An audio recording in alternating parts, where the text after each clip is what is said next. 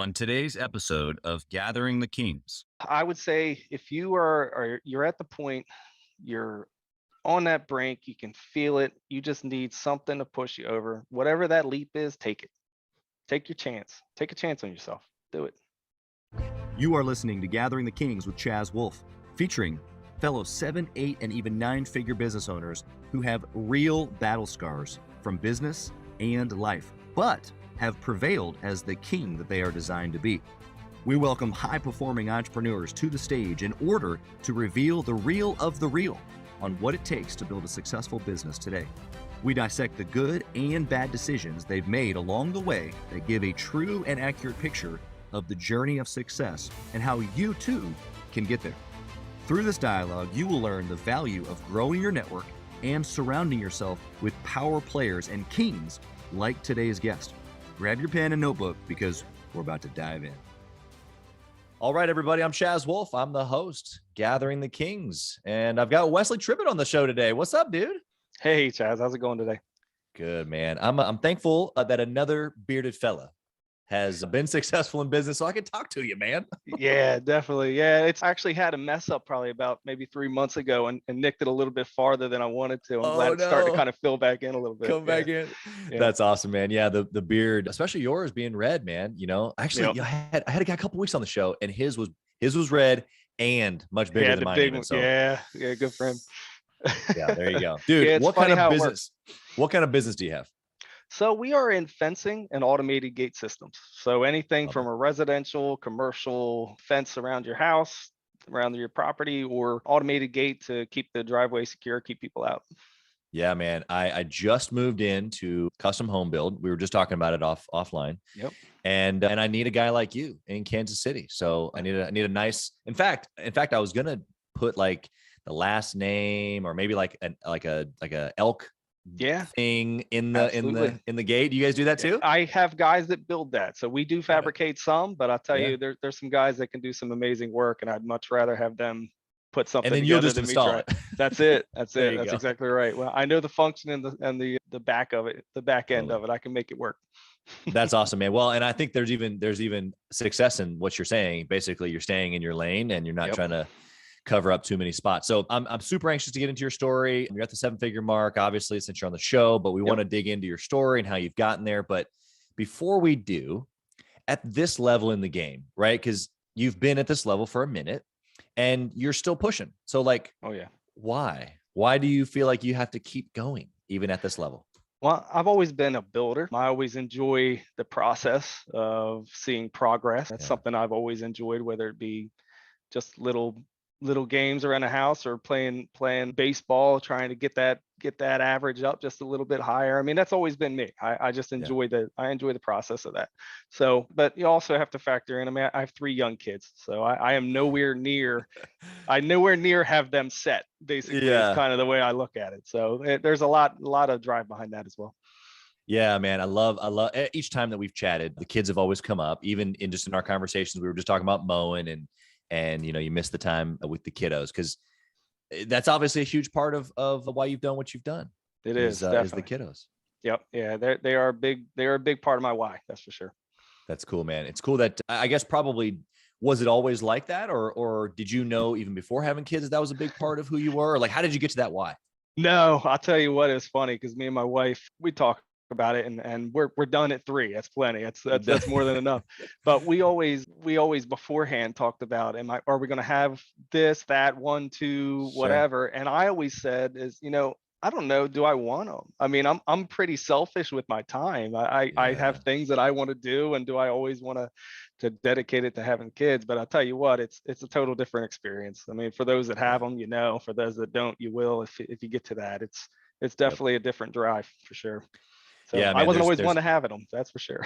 Exactly. Well, and then now that you do, it provides a level of like you said, drive, purpose, why, but it's like a whole nother level. You don't even understand that level even exists until you have that driving force. That's the truth. Absolutely right. For sure. Okay. Well, let's go back into your story a little bit here. Take me back to where entrepreneurship started for you first. Yeah, so I grew up with my whole family basically were entrepreneurs. My Awesome. stepdad started this business that I now own. He started this back in '92. Okay. My dad had my blood dad had a mason or a concrete type company Sure. that he had for a while. My aunt has another successful fence company in the area, so that's Wow. another story. But so a lot of the people in my life were that way. So it was, I guess, Yeah. something that was just kind of normal. I mean, it was just something Yeah. that's kind of what you kind of did when you got to the point where you were ready to do it, and that's kind of what we did. Exactly. I love that you had that surrounded by you, because that was just totally not my story.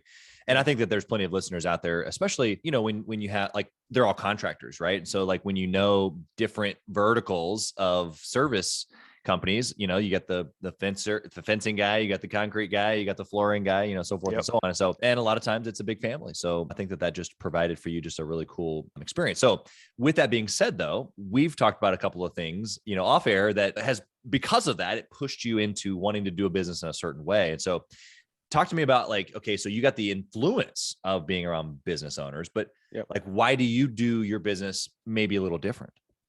Well, I'm kind of a provider. So I'm always trying to look to provide, whether it be a lot of the people that work with me are family, as well as some others that aren't, obviously. But I like to provide, and I like to make sure that we're growing so that everybody can do the same. Yeah. In the past, my stepdad that owned the business, he was kind of more of the, let's do what we need to do so we can have fun, and he wasn't really looking to grow the business. It Right. really wasn't something he was into. But for me, with the family members as well as the team members that we have, it's important that they can provide for their families as well. And I think that growth is the only way for that to happen. It's a great small business when you're just doing gates and just a couple of guys, but if you really want them to be able to provide as well, you have to take that next step. Yeah, I love how you've positioned that as almost now it's your responsibility. I had this conversation often with guys like you at this level, because you've taken an ownership or a personal responsibility for your team now, and then their families. So it's like a whole nother level of, like, whoa, like, right.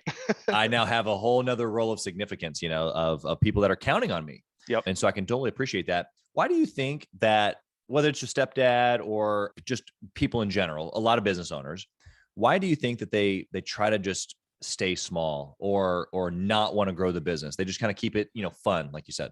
Yeah, I would say probably a fear of that responsibility. I mean, it is a lot. I mean, there's a lot of stress that comes with it. And some people don't want that. They're comfortable going out, doing the work, sorry, my cat wants to jump up here, but they're comfortable keeping it where it's at and keeping it as what they know and not wanting to step out any further.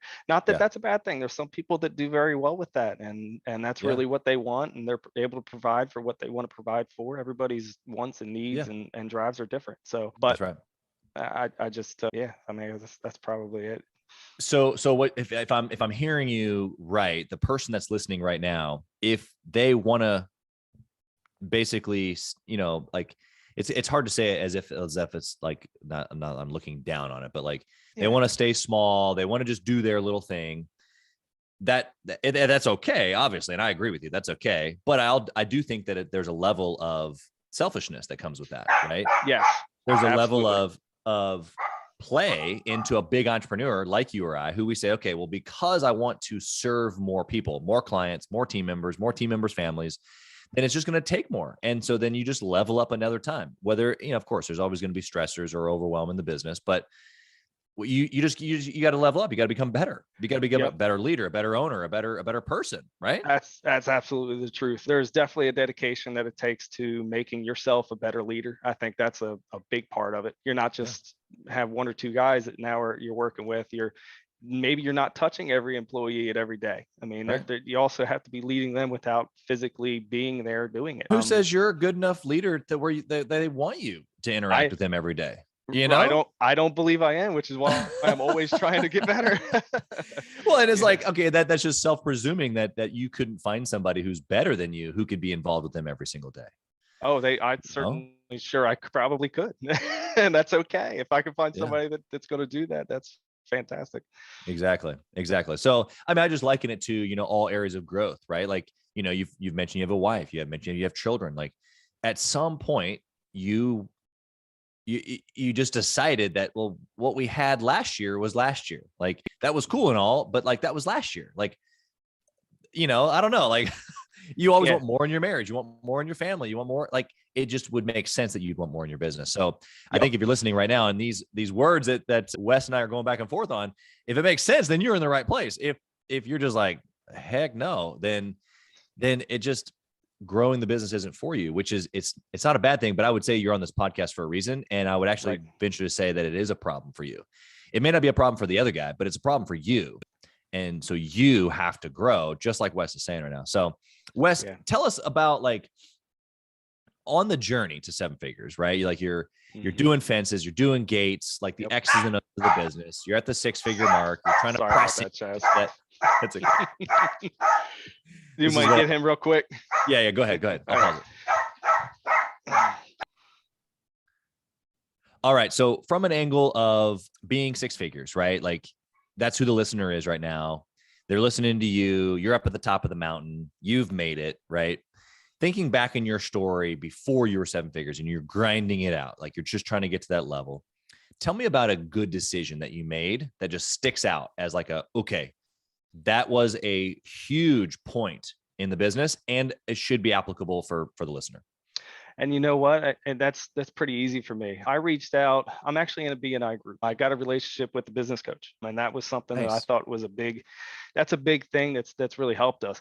I know fencing, I know gates. I grew up in the business. I know what to do, but sometimes being forced into that, or at least pressure to hold myself accountable, was important. Totally. I definitely think that was a big step for us. Awesome. Was when I hooked up with him. I've probably been with him 3 years now or so. Wow. So yeah, it's been how long did you know him or know of coaching before you decided to go, you know what, I need to do that? I'm a little bit of when it comes to something like that, when I see that it might work, I jump in. So I probably knew him, I met him maybe 6 months before I decided to sit down with him and kind of go over. But once I started talking with him and I could kind of see that this was going to be a good step, I jumped in and we kind of went from there. So do you think making decisions quickly like that, and not that 6 months is a quick decision, but like, I mean, is that valuable as an entrepreneur in your history? Yeah, it is. I definitely think you have to be able to do it. There are times when I'm a little bit slower with it than a lot of people, but I kind of overanalyze sometimes. My disc assessment, I'm a C, so I like to see all the details. Sure. But yeah, so I do think it's important though. You have to be able to jump on an opportunity or something that you see that's going to help you without question.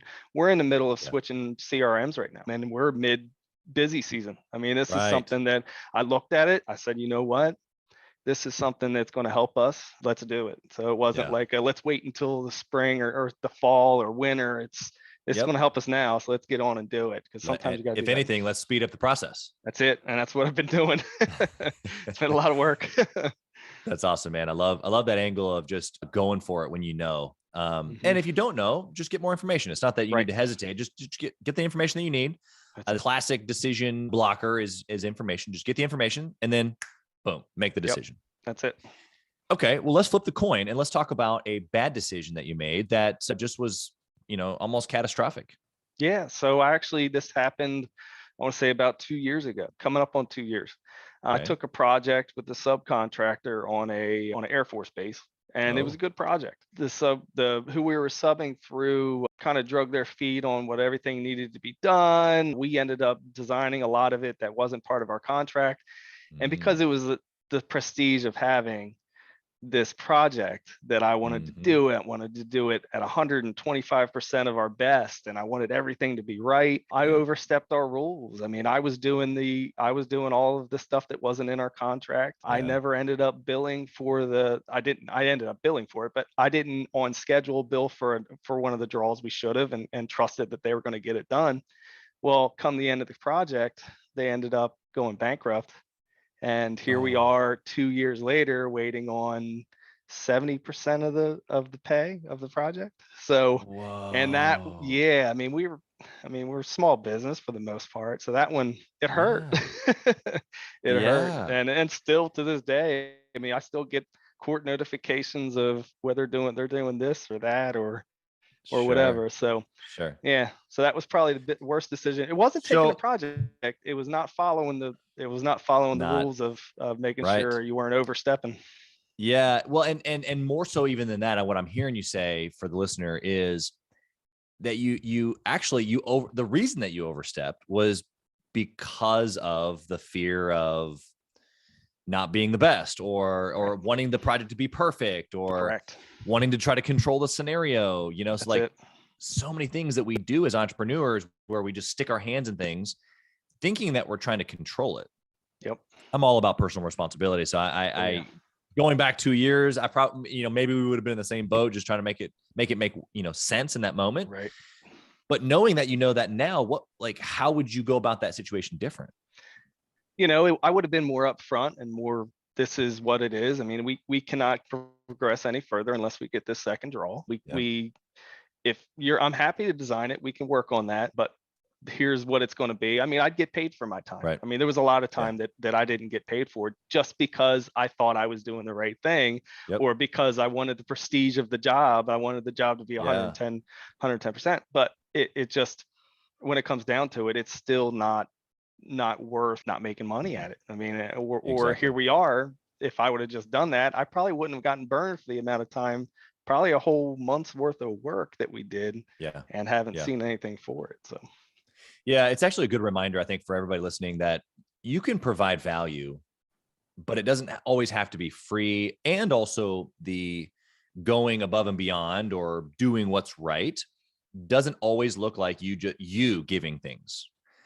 It can be mutual, meaning like what you said, I can come to the table. I can say, absolutely, I can take a look at going outside of our scope. Here's what it would look like. Here's what the time frame it would be. Like, being a good communicator in that, like you said, would have aligned with what it is that they actually needed, but not put you out. You still would have been able to provide value, gotten them out of a pinch, been able to go above and beyond, but still gotten the reward of getting paid. Exactly. That's exactly right. So, and that's all it is. You just, the communication, I think that the word that you had there is big. If I would have just communicated, I'm not one to blame anybody for anything. I'm sorry that they got put in that circumstance, which in turn is horrible for us, but but there's definitely things that I could have done differently, and that's kind of what you take away from it. 100%. I think that that's a common theme. Obviously, when I ask folks of what they've done wrong, it's a quick, about what I did wrong, but then quickly what I learned and what I would do differently. And I think that approach, what you're saying, is the more important thing to realize. And so did you make changes to your contract? Do you negotiate differently now? Like, Yeah, absolutely. Yeah, there's we've been in that circumstance maybe once or twice since, and it's been a quick, hey, we're happy to move forward. We're coming up on the deadline here for the draw. Let's get this taken care of. And we haven't got to the point where we've had to do anything other than that. So and I'm probably a little bit pickier on who we're working for too. So that's part of it. But that's okay. You live and you learn. That's right. That's good.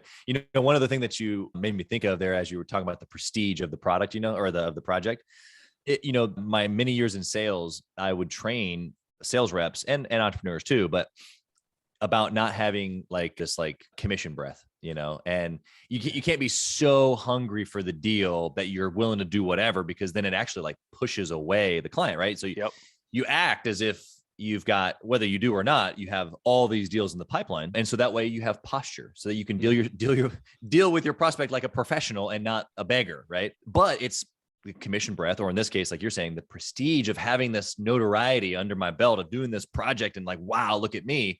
It actually clouded your judgment in that moment of what you were willing to do, like commission breath does for sales reps. 100%. Crazy. Absolutely. It makes you do crazy things. It will. Yeah. Well, I mean, you have to have a confidence with you, especially in sales. And you can't, like you said, you're not looking at your bet. You don't want to beg for the job because, one, you're not going to make any money when you start throwing things in. Two, you're going to look like you need it. And when you look like you have to have it, people can sense that. So you have to have some sort of a confidence to you and know that you're offering something that has value. That's right. 100%. All right. So let's talk about a process. We've talked about good and bad decision here.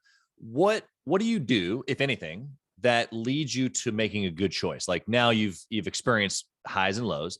Do you follow any sort of process in making decisions, or is there any sort of discipline that you and the wifey or you and your team go through? Well, I think as far as the processes in the business, we have implemented a lot of different things over the past couple of years. I say one of the biggest, we have team meetings, so we kind of go over a lot of stuff. I'm Yeah. pretty open. A lot of people may not be. I'm pretty open with my guys. They know what the company goals are. They know where we're going. They know where we're trying to go. And I think that's been a Yeah. big part, and trying to get people on board is if you keep them in the dark, it's harder to lead them. I mean, if they know where they're going, it helps. Yeah. So I would say that's probably one of the biggest, is having the weekly. We have a weekly meeting every Monday, and we go over everything. Whether we're going over, we got a new refrigerator, here's the rules for it, or if we have something as small as that, or hey, like we're doing now, switching our CRM, and this is going to be the process, and we take any input. So during those meetings, it's not just me talking, we're Right. all listening as well. So I think that's been a big part. That's cool, man. Obviously, when you're at this level, it's not just you making the Mm, decision potentially. So you've nope. got guys to be considered of your team members, whatever it might be. Yep. Do you think that for the person listening right now at the six-figure mark, maybe they've got, a person or two, or maybe even 5 or 10 on their team? How would you look back, and when you had just that small team, like, would you have done Mhm. anything different that you know now that you didn't know then? Yes, absolutely. Tons of things, but but one right off the bat, trust your team more. That's really it. Delegate. Make sure that if somebody's ready to do something, especially if they're saying they're ready and they want to do more, which was my case, Yeah, let them do it. Let them do it. And nobody's going to do everything exactly the way you do it. And because they're doing it different, doesn't mean they're doing it wrong. So that's I right. would definitely say let your team grow. Don't hold them back. Yeah, that's so good and so true. I'm just thinking like of that person right now who just heard you say that, and they're like, "Yeah, but," and then doubt and scarcity and like, "But what if they don't do it right? And then I'm going to lose the client, and then X, Y, Z, and all the things, right?" Right. Like you and I both know exactly what that feeling is. Yeah, I mean, if they do something wrong, pick up, communicate with the client, and move forward. I Yeah, mean, not everybody's going to do everything the way you want it to be done all the time, that's right. unfortunately. I think it's a good. I mean, like what you're saying is 100% true. To remember on the backside of that though is that if you're the only person doing it, then there's no chance you're getting to 7 figures. No chance. Oh yeah, no, I mean, you can't do it on your own unless you hit the lottery and you put that into your business bank account. I mean, there's no Yeah. way to earn it. You definitely need help. Yeah. It's almost like, I compare like, folks that, that grow a big business as, like some people I think of as like narcissistic or greedy or, all about themselves, right? Because they're wanting to grow. Yep. But I think it's actually the reverse. When someone doesn't, they're the ones that like how arrogant are you to think that Yep. you can't find anyone else Oh, as good, if not better? absolutely. Yeah, no, when you have gotten to the point where you can kind of look back on that, that's the truth. By Yeah. you not letting them grow, you're being selfish, and Yeah. you're really saying that you can't do it as good as me. So I'm not going to let you try. So Yeah. that's definitely the case. Yeah. I just, the listener can't see you, but just everything that you've done, even just your facial expressions, when we talk about your people, you just light up. And I don't even know your team, but I know you've got a couple of guys on your team that you really care for, obviously, because Yeah. even just in telling these stories, you've lit up about, them raising their hand saying, "I want more." And I'm sure you were thinking of that one guy when you like, he does it completely different than me, but that's Yep. okay. Yep. Like, That's it. That's exactly right. He may not communicate the way that I thought I would or he should, but that's he right. gets it done, and he does what has to be done. Yep. That's right. That's good. Okay. We're going to switch over to the speed round here. Cool. And the first question is always the same. And in your business, you track a lot of things. I'm sure you've got a CRM. You're changing to a new CRM. There's lots of things that you track inside of a CRM. But if there was only one metric that you could pick and to track it forever and ever, what would it be? In our world, it'd be gross profit. Okay. High level gross profit. Yeah, every job, every single job. I want to know what we made on every single job just that day. I know what we need to make in the business, and we can factor all that right on down. But Yep. if we're making a certain percentage or amount gross profit per day, Yep. I know we're good, and I'll deal with the sales. But Yep. if we're producing at this amount, I'm good. That you understand the rest of it. That's good, man. I love how that's how my brain works also. But some people don't understand what that means when you can just give one metric or one, especially if you're talking about like a sales related metric, and how the rest of the business should in your brain go, brrr, and then you know the rest of it too. Yep. Not that you know every last little thing, but that one number should give you the rest of the story pretty quickly. Yep.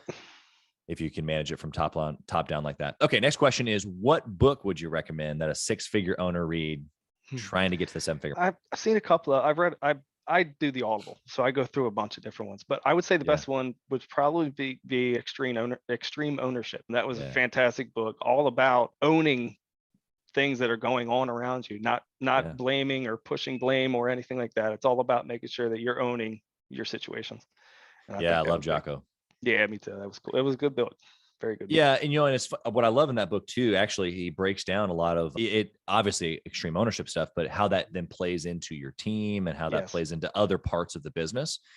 And so, fantastic recommendation. Thanks for that. And Jocko's a great guy to follow too. So next question is, do you intentionally network or mastermind? You already mentioned the BNI group. Do you mastermind or get together with other entrepreneurs on a regular basis at all? And why? I would say outside of the BNI group, I mean, we do things outside of it. I would say that I have a couple Facebook groups that I'm a part of. I have a couple friends that are also part owners in businesses. Yeah. So I would say socially, somewhat. I would think probably more of my friends are owners or part owners than anything than my friends that aren't. So yeah. Obviously, what's the phrase? Birds of a feather flock together, right? Yep. That's it. And so I guess the value there that you found around having or keeping those friends is that you can talk business or that you can refer people. Like what should the listener be hearing? Both. I enjoy, I mean, I the networking part of it, I personally, and which is why I'm part of the BNI group. I enjoy having people to refer. So when I'm out looking at your property, even if I don't have the sale yet, I mean, when I'm there taking a look and you got a big landscaping issue, I know 4 guys right off the bat. I got somebody for you right here. Let me hand you these guys' names. I enjoy helping. I mean, that's what I do. That's what we do. We help people when it just ends up being fence. So if you need an HVAC guy or a painter or anything like that, I like having a contact that I can hand out just to help out a little bit. And in return, what it does actually, whether you mean to it or not, it brings you value with the client, right? Like, trust. 100%. That you're looking out for them, that you've done the due diligence on these guys. They're trustworthy, all that fun stuff. I love that perspective. Do your sales guys kind of follow the same process? Like, do you have them refer folks out?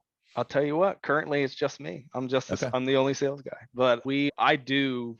So the office, whenever somebody calls, if they have an issue, they say, I'm sure Wes has somebody, let me get that contact and get back to you. So they know to do that. They know that's what we do. And whether it even be one of the guys out in the field and the customer, when they're installing the fence or gate and the customer mentions something or let me get a hold of Wes. He's got somebody to help you out. Yep, exactly. Well, so that's got to be somewhere on the near future for you, is hiring a sales team, right? Yeah, that's certainly going to end up being there. I can't run it all. I can't do it all, even though we've changed our process up a good bit where I'm not running quite as much as I was before, but it certainly is something that's going to happen. That's awesome, man. I'm excited for you on that. Okay, last question. You ready? Yep. If you lost it all, there was not one more fence to install. Not more. What would you do, man? What would you do, Wes? All right. If there's no fence to install anywhere, I don't know, man. I'd start something else up. You know what I like? It's a weird one, really odd. It's going to sound real weird, but it's something for whatever reason. It's always been something I'm like, there's something to do there, even if it's nice and simple. It's cleanup of a yard. When we go out to put a fence in, there's dog crap all over the yard. There's a business there. There's a way to pick that up and get rid of it. And I mean, so if all the fences are done, that means there's tons of pets out there. So maybe that's what we would do. It's funny. I was just on a pod with a guy who, as a kid, he would mow, pick up the poo, and something else, And so maybe that's something that is a little side business for your kiddos. Like, you go out, you install the fence, you say, "Hey, Mr. Johnson, I'm going to refer you to little Susie. She happens to be my daughter, but you got stuff in your yard, and she come by and pick it up every month." You won't have to anymore. Yep, that's exactly right. Yep, that's exactly right. Yeah, like I said, it's really weird. It's a weird one. I love pets. I mean, that's partly why I probably into fencing. But I enjoy, once we put that fence up, I enjoy the pictures, the videos of all the dogs and pets that get to run around the yard now that they didn't get to do that before. Yeah. So pets are big to me. So that's probably would be somewhere in that field probably. You know, it's funny. I had never, when you said fencing, when I've heard fencing for 35 years of my existence, I mean, of course you think pets, yes, but like the mission of like freeing pets, like that's what you're doing. You're on a mission to free pets, like to get them off the porch and get them off the couch, you know. Yep. You're freeing dogs pets all over the world. You're also freeing their parents, their peace of mind, let them run, get some energy out, but also parents of kids. I mean, you think about it, of course, let the kids go out and let them play in the yard on the play set, and you don't have to be just hawking over them, making sure they're not running out outside the yard. So yeah, man. I love the connection to that. Like, I guess I live in an area where we have acreage, so I don't have a big fence, but when you say it like that, that changes the meaning of the entire business. Yes. Oh my gosh, I love that. Yeah. So that's what we do. That's something that you can get a team around. You know what I mean? Yeah. Yep. Very cool. Okay, dude. Well, you've been incredible here today. Any last thoughts for the listener who is at 6 figures trying to get to 7? What last little nugget can you drop in here for them? You know, I would say if you're at the point, you're on that brink, you can feel it. You just need something to push you over. Whatever that leap is, take it. Take your chance. Take a chance on yourself. Do it. I love That'd be it. Yeah, I love how you said take a chance on yourself too, because that's really what it is. That's really what it is. You got to believe in yourself first. Good stuff, man. Well, we wish you absolutely nothing but success. Where can someone find you if they connected with you today and they want to reach out and they want to chat with you? Definitely. I mean, I'm on Facebook. Wesley Tribbitt's my name. You can get me on there. Messenger. We have our Facebook page for the business, Leading Edge Gates and Controls, LLC. And then we also have our website that we have all of the fencing as well as our gate stuff on there. It's www.leadingedgegates.com. Nice. I love it, dude. Well, again, we appreciate you being on the stage today. Thanks for sharing your nuggets with us. Congrats on all your success so far, and I'm sure you'll continue to rock it. Awesome, Chaz. Thank you very much. I appreciate your time. Thank you for listening to Gathering the Kings today. I hope that you were able to pull out a few nuggets to go apply into your business right away. More importantly, though, I hope that you're realizing that it takes more to be successful than just being by yourself, doing it all on your own, carrying the weight all by yourself.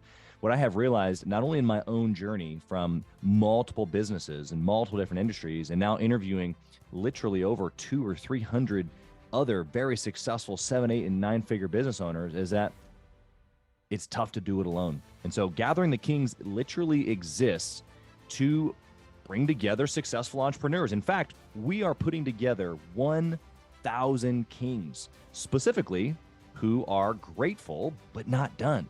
We're intentionally assembling kings who fight tooth and nail for their business, family, and communities. And here's what we believe, that in the pursuit of excellence in those areas, that it ignites within us the responsibility to govern power and forge a lasting legacy. So if that relates and resonates with you, and you know that you need people around you, sharp, qualified, other very successful business owners, I want you to go to gatheringthekings.com. I want you to take a look at what we're doing and see if it makes sense for you to be part of our pursuit to 1,000 kings. Talk soon.